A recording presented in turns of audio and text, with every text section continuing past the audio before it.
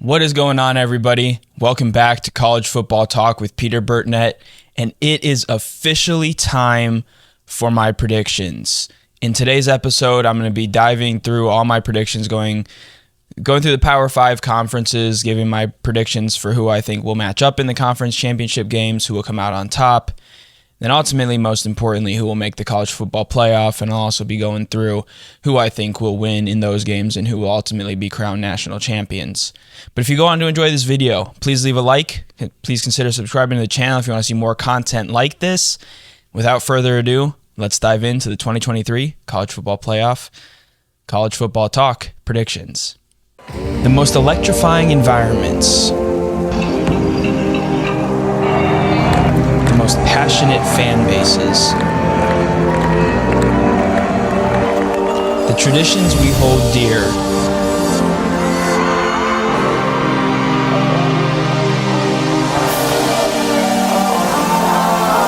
the tailgates we wake up early for, the memories we make, the rivals we hate,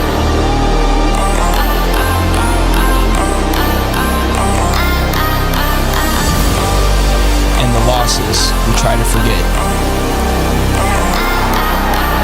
This is college football.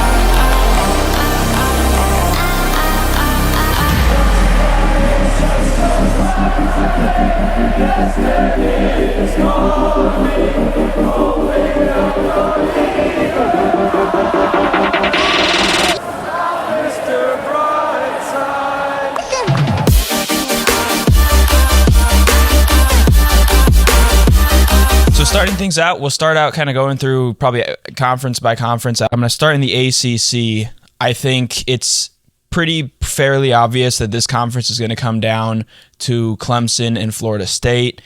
I think Clemson's going to probably drop a couple of games. I could see them losing. I could see them actually losing to Florida State. And then I see Florida State probably dropping one at some other point. And I could also see Clemson maybe losing to South Carolina in that finale. Against the pass last year, the Tigers' defense struggled a bit, and with Spencer Rattler, the way that he absolutely tore apart the Tennessee defense last year and even the Clemson defense a bit as well, that could be a big win for the Gamecocks in the Palmetto State matchup. So I think Clemson ultimately goes in the ACC title game with a couple of losses. I think they're sitting at 10-2, and I think Florida State's 11-1. And this is where I think, it's possible Florida State picks up two losses elsewhere, but I think their almost lack of experience for this roster and even as a program for really the last 9 years really of playing in this sort of high-profile game, especially when it comes down to the postseason, I could see them losing to Clemson. I think Dabo Swinney gets the Tigers kind of back on top of that conference, or I guess they kind of have been recently anyways, but He kind of establishes Clemson as the top dog still. I think Florida State next year might have a better chance. I know there will be a lot of guys that are likely gone to the NFL or just gone to graduation, but I think the experience prevails. The Tigers' ability to win in those games prevails, and Clemson takes the ACC. And we'll go to the Big 12. I think Big 10 might come first, but in terms of alphabetical order. But in the Big 12, I've got kind of a bit of a surprising team matching up with the team that everybody expects to get there, and that's the Kansas Jayhawks. I think the Jayhawks return a lot of starters. They're obviously led by returning starting quarterback, and they've got a really electric offense. Where they're going to need to make some adjustments is on defense, but I think in the Big 12, especially after Texas, it's pretty wide open. It's kind of the Wild West out there in the Big 12, and so I think the Jayhawks have enough to climb their way into the Big 12 championship game, probably with 3 losses potentially. But if they can beat Kansas State, which I think they have a chance to do, then they would take that tiebreaker. Because I think Kansas State probably finishes with 3 losses as well, at least in the conference. So I've got Kansas, and then obviously the favorite in the conference, Texas. They've got a very strong defense. I think they drop a game at Alabama. And then I think they just kind of slip up somewhere. I'll pop up their schedule on the screen and just so you guys can have a look at that. But it just Texas might be back this year. And it's possible maybe they do go into that Big 12 championship game with just the one loss to Alabama. But I just feel like Texas finds a way to lose a game that they probably should win. It's something that they've done in recent years, and I know kind of the popular trending thing is that they're going to break from that, but I think Texas suffers that second loss somewhere, and I think Texas does come out on top of the Big 12, but I don't think they will have enough quite to get in the college football playoff. I think they'll probably finish around maybe 6 or 7 with a couple of losses, not far out of the playoffs. And then we'll jump over to the Big Ten.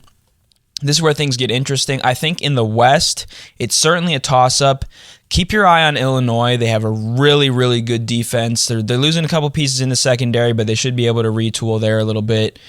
Iowa obviously is receiving a little bit of building interest and hype on Cade McNamara coming in at quarterback, and maybe they can take some strides there. They already obviously have one of the best defenses in the country, if not the best, and that unit's expected to only get better. But I do think, in part maybe because of their schedule, I think they might host Iowa this year, is the Wisconsin Badgers. Luke Fickell, when he took over at Cincinnati, he was able to get them pretty immediate success. I think the Badgers probably have a couple of losses. They play Ohio State, which will obviously be very tough. They do host the Buckeyes, though, so that could certainly be interesting. But I think Wisconsin makes it out of the West. I think Iowa and Illinois are very close behind. Maybe it even comes down to a tiebreaker, either between Wisconsin and Illinois or Wisconsin and Iowa. But I have the Badgers going to the Big Ten championship game. And then this is where things get really, really interesting. I think because of matchups this year, I'm going to state my claim to it right now. I think the Big Ten East will finish in a 3-way tie. I think Penn State and Michigan, although actually, okay, Ohio State, I think Ohio State and Penn State is the first game, so I'll talk about that one first. First of all, it's in the shoe, which obviously helps. That doesn't mean that the Buckeyes can't lose a game in the shoe. They've definitely lost some last year to Michigan. I think of Oklahoma in 2017, Oregon a couple of years ago as well. They certainly, it's a fortress, but it's not completely impenetrable, the shoe in Columbus. And regardless of that, though, I think the Buckeyes have enough to get past Penn State. I think they match up well against Penn State. I think it's even closer in terms of score maybe than it was last year. The 13-point difference, I don't think really indicated how much the Buckeyes were able to fairly comfortably win that one in Happy Valley.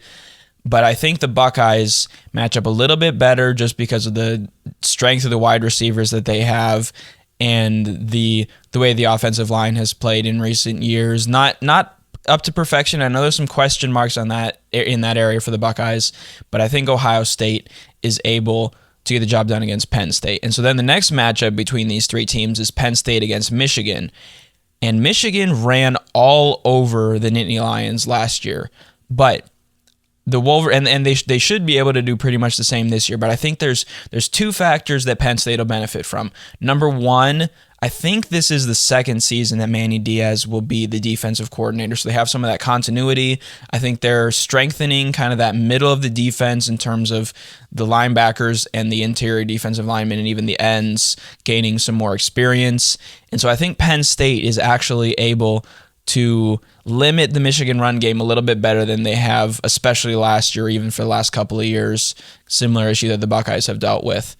And the fact that game is in Happy Valley as well, very, very high chance that that's a whiteout game. Possible. It's either going to be a whiteout game or it'll be big noon kickoff, regardless. And then the second point, he's been receiving a lot of hype. And after watching a little bit of high school tape, and I know, disclaimer on that, high school highlights, first of all, you're pulling the best plays that the quarterback makes. And second of all, the level of competition is certainly not up to par with what you're going to see at college. But his ability to just have improvisation at the quarterback position and get out of situations where he's being pressured, roll out of the pocket, and throw deep balls, throw it short, throw it accurately, do all the things that a quarterback needs to do. I think Drew Aller has a legitimate chance to pick apart the Michigan defense a little bit. I don't think he's going to throw for 400 yards or anything ridiculous like that, but I think he'll do what it takes to get Penn State a huge win over the Wolverines. And then we're going to talk about a little bit that final game, Ohio State against Michigan, the game, biggest rivalry in college football, and probably the biggest matchup of this year. Actually, I would say certainly so in the regular season at least. And I think in this game, the Wolverines, once again, it's in Ann Arbor. I think they match up so well in terms of how they're able to just beat down the Buckeye defense with the run game. And I think if that game's in Columbus, I would say it's a little bit more of a toss-up, but I have the Wolverines taking it this year. So with that three-way tiebreaker, here's real quick what it would come down to, because I think there's like 4 steps before this, but after all those steps, they'd be even. It would come down to the record of the 3 teams' non-division opponents. So that would be teams out of the Big Ten West. For Ohio State, it's Purdue, Wisconsin, and Minnesota. And then for Penn State, it's Illinois, Iowa, and Northwestern. And then for Michigan, it's Nebraska, Minnesota, and Purdue. Based on how I think those teams will do, I think the likes of the Boilermakers, the Badgers, and the Golden Gophers, the Ohio State's non-division opponents, will finish with a stronger record. And so I have the Buckeyes going to the Big Ten Championship, and I think for the second time in the 2023 season, they get the better of the Badgers, and they're able to get into a playoff spot because I think heading into the final week, they'll be just on the outside looking in. Finally, going to go a little bit quicker through this one, the Pac-12. I think you look at Oregon, you look at Oregon State, they certainly have some potential. You look at Utah, they're still the reigning Pac-12 champions. They've got Cam Rising at quarterback. They've got a solid defense. They've got a good all-around team that especially is able to figure things out down the stretch. But I think it really will be USC and Washington. And I think one of those teams goes into the final weekend, into that conference championship game with 1 loss. And I'm gonna go with Washington being the team that heads in with 1 loss. I think USC probably drops a game to Notre Dame, and I think Notre Dame is just outside of the playoff consideration because I think they lose to Ohio State and then probably Clemson. They play at Clemson late in the season.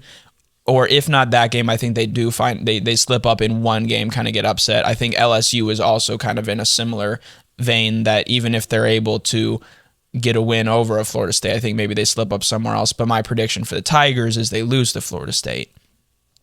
But quickly going through the Pac-12, I think Caleb Williams is going to have a lot of Heisman hype. And I think he's going to be really challenged by Drake May. I think he's going to have a big season for the Tar Heels, but I am going to say, making my prediction right now, it's certainly a popular prediction, but is also probably a little bit avoided because it hasn't happened since Archie Griffin in the 70s. I think Caleb Williams wins back-to-back Heisman trophies, but I think some of the just media storm that surrounds that causes the Trojans to drop a couple of games during the regular season. However, I think when they match up against the Huskies, I believe it'd be for the second time this year. Also on the Trojans, they have an incredibly loaded back half of the schedule that'll pop up here. But I think in that Pac-12 championship game, the Trojans are able to get the job done, and they vault themselves into kind of fringe playoff consideration with a couple of losses, a conference championship, and those losses being good losses to the likes of a Notre Dame, an Oregon, a Washington during the regular season, and maybe they bounce back from that. Whatever the case, I think Utah is also during that stretch. I think USC, though, gets the job done over Washington, knocking the Huskies from any sort of playoff consideration, but probably not quite having enough to jump themselves. And then the SEC, I think this one I've already touched on both of these teams a good amount so far, especially Georgia. I think Georgia runs the table. They run through 12-0 going in, and I think Alabama does the same. The fact that they have both Tennessee and LSU at home, they're motivated from losing to both of those teams last year, and I think there's no Crimson Tide, Nick Saban coach team more dangerous than a team that is being doubted by everybody. I saw something, The Athletic, none of I think 9 in a panel have, not a single one has the Crimson Tide making the playoff, and that scares me as a college football fan, especially one who's grown up watching a ton of college football in the last 15 years. And just going over quickly, 2008, Alabama finished with 2 losses. They win the national championship the next year. 2010, they finished with 3 losses. Then they win the next 2 national championships. And then 2013 and 14, this is the last time they went back-to-back 2-loss seasons, which is what they've done the last 2 years. They went on to win 2015, make it 2016, win 2017, and make it 2018. So they went on a string of 4 appearances and winning 2 of those.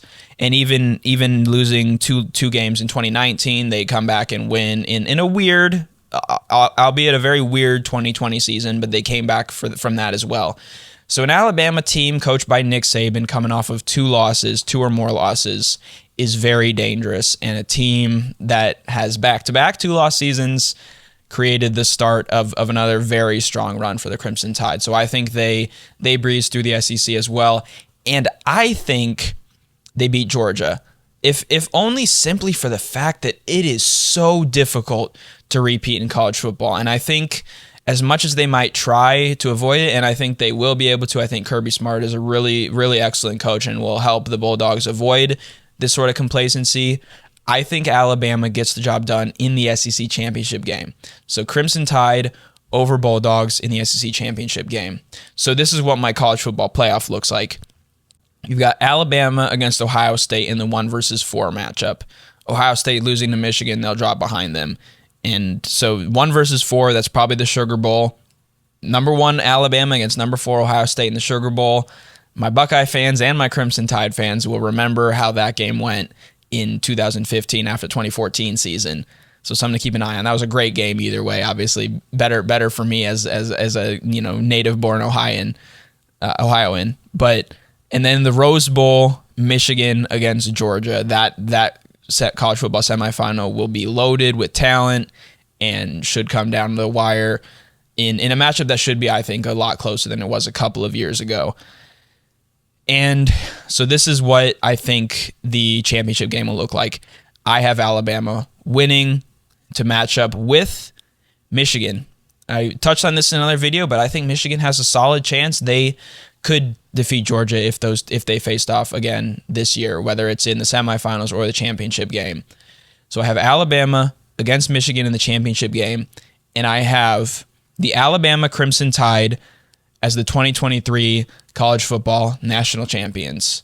So that's my breakdown of really a lot in college football, all 5 of the Power 5 conferences who I think will be the college football playoff, and even threw in my Heisman Trophy pick. Caleb Williams had a strong game in the season opener, and I know I'm making this after the season started, but there wasn't much new to learn from the opening slate of games. I guess one other takeaway is that Sam Hartman did look good in a Fighting Irish in a Notre Dame uniform, but it'll be definitely tougher when he comes up against the defense like Ohio State or is matched up, going head to head. Sam Hartman, Caleb Williams, when Notre Dame and USC face off, will be exciting to watch. I think Notre Dame, again, like I said earlier in the video briefly, I think they finished with a couple of losses and are just outside.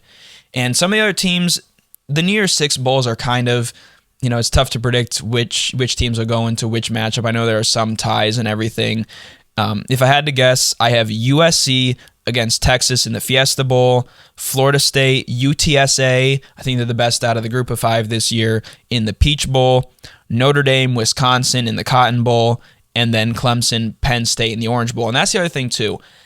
Penn State, even if they have 1 loss and it'd be to Ohio State and they would have beat Michigan, I think the fact that Michigan has that win over Ohio State, and if Ohio State's the Big Ten champs, I think that allows Michigan to get in, and it also means Michigan, as I had in my predictions, would be number 3 ahead of Ohio State at 4, and then I think Penn State's probably 5 or 6, depending on what happens with USC and Texas and where they're ranked.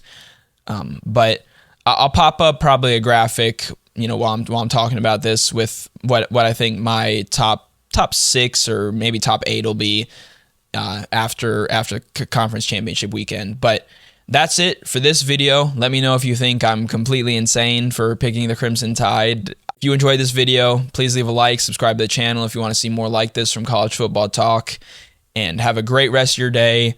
Enjoy these last couple of days before college football really kicks off on Thursday. Florida, Utah, Nebraska, Minnesota are just a couple of the games on Thursday night. I am very much looking forward to it. And y'all have a great rest of your day. Thank you so much for watching. This is Peter Burnett, College Football Talk, signing out. Peace.